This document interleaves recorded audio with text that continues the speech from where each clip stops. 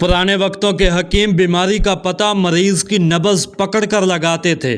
फिर medical science आ गई। अब डॉक्टर नब्ज़ नहीं, मरीज की गर्दन पकड़ते हैं। मेडिकल साइंस की तरक्की देखिए, मरीज की जिस्मानी हालत संभलने लगती है तो माशी हालत बिगड़ने लगती है। मेडिकल साइंस की बेशतर दवाइयाँ नशे से भरपूर हैं, लेकिन ये जायज़ नशा है क्योंकि इससे रियासत को मुनाफा पहुंचता है। दर्द कम करने वाली गोलियां और उल्टे सीधे एंटीबायोटिक खिलाकर इंसान के गुर्दे ख़राब किए जाते हैं।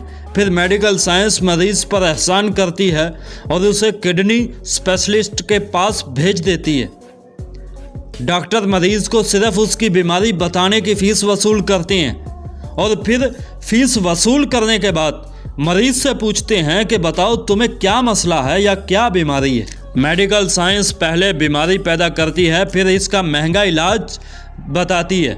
मरीज खर्चे से परेशान हो जाए तो मार्केट में मूड अच्छा रखने वाली गोलियां भी दस्तयाब हैं। जब डॉक्टर मरीज को कहता है कि अगले हफ्ते दोबारा आना, तो इसका मतलब होता है कि पुराना नशा अब मज़ा नहीं देगा।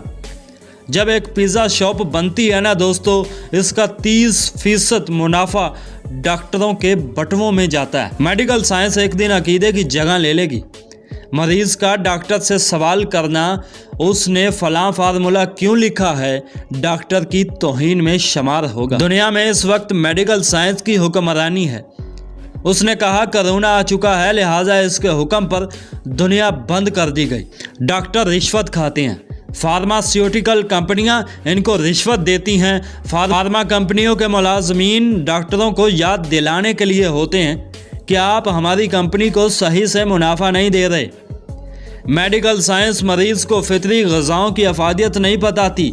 जैसे डॉक्टर खून की कमी वाले मरीज से ये नहीं कहते कि कलेजी खाओ, हालांकि कलेजी खाने से खून बनता है। वो मरीज को केमिकल वाले सिरप पिलाते हैं, जैसे कि आयरन मशहूर कर रखा है। इस वीडियो को दूसरों तक पहुंचाइए ताकि अल्लाह किसी की ज़िंदगी को आपके ज़रिए बदल दे। ऐसी ही सबक आमोज़ वीडियोस देखने के लिए आप हमें फॉलो और सब्सक्राइब कर सकते हैं। मिलते हैं फिर किसी अगली वीडियो में, तब तक के लिए अल्लाह हाफिज़।